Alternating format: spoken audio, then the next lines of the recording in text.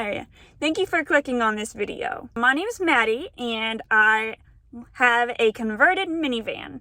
So far I've just been doing a day trip here, a week-long trip there, just because of different circumstances. But I'm about to restart my mission of visiting all 50 states to drink a local beer, go on an adventure, and get involved with a good cause. So in the very beginning, when I was planning my build, I had enough money that I could afford one nice thing, and I chose it to be a shared fridge and freezer. Now, a freezer is going to take a lot more energy, but I was okay with that because I can have a bigger variety of foods to eat, and hopefully a little healthier too. So I asked an electrician friend just in passing what electricity he recommended, and he thought a Jackery 240 would be okay. But that wasn't really enough. Let me show you my old system first. So this is my last night, hopefully using this kind of electricity before the upgrade. I just want to show you what's going on. My fridge is running and it's pulling about 50 watts. The 50 watts comes from when it's running. When it's not running and it's just silent, then it's about 8 watts at a time. This is also with my lights, but my lights take up like 1 watt, so I don't think they're the problem here. So it's first thing in the morning and my Jackery already died between 11 something when I went to bed, and it's 7 o'clock now. That was the end of the power. The next day I took my van to Roll Along Vans in Placentia, California, or Placentia, I don't really know. It's near Anaheim. I do recommend them. They get the job done and make it so that it'll work for a long time, and they treat you like family. The plan was to install something that would hold more power and add a fixed solar panel to absorb more power in the first place. We installed a 200-watt solar panel, and so we got a real low profile because you wanted it that way by just using some flat strap and rib nuts. So you'll see that it's pretty close to the bottom. And then these wires just go underneath the spoiler, in right here, out there. And down to the solar charge controller, which is this animal right here, and you can see.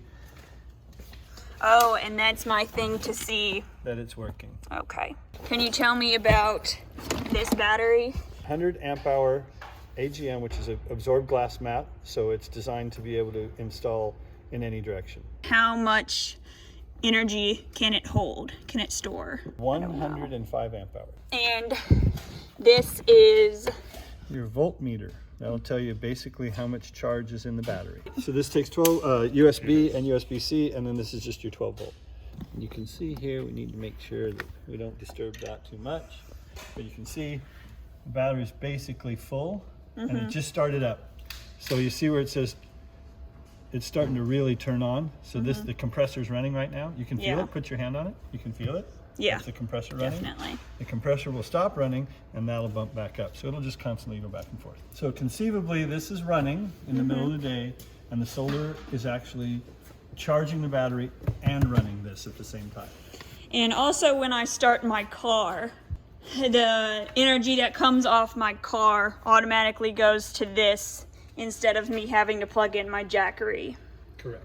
And then just as I was about to leave, what should happen but the 12V thing on my refrigerator kept coming unplugged. You can see here, we need to make sure that we don't disturb that too much.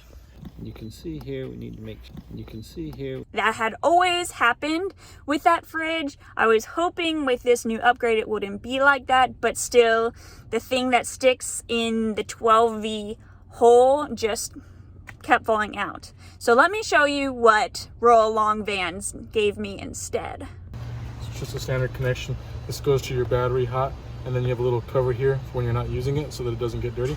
Nice. Just disconnect. It only goes one way, and it connects, and you got power. Whoa! So it's going to be better than this guy. You can still use this guy in case of backup for other stuff, tire inflator, that kind of stuff. But now you have something that's not more reliable when you're driving around and moving. Okay, this is the ultimate test. I loaded up some groceries. Fingers crossed I didn't waste $44 on them. I made it to my beautiful desert campsite, and I can hear the fridge is still on. Good sign. Let's go see if it's cold enough though.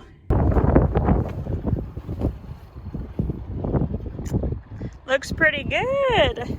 In my first video about electricity, my experiment was to see if I could store ice cream in my freezer. And a lot of people were like, why are you doing ice cream? And it's because it's easier to see how frozen it is more than like a bag of frozen vegetables. And like, who doesn't want to watch a video about ice cream? It's a little more fun. But now for the test. Is the ice cream I bought today still a good consistency? Is it still frozen? It feels a little soft. No, but it's good.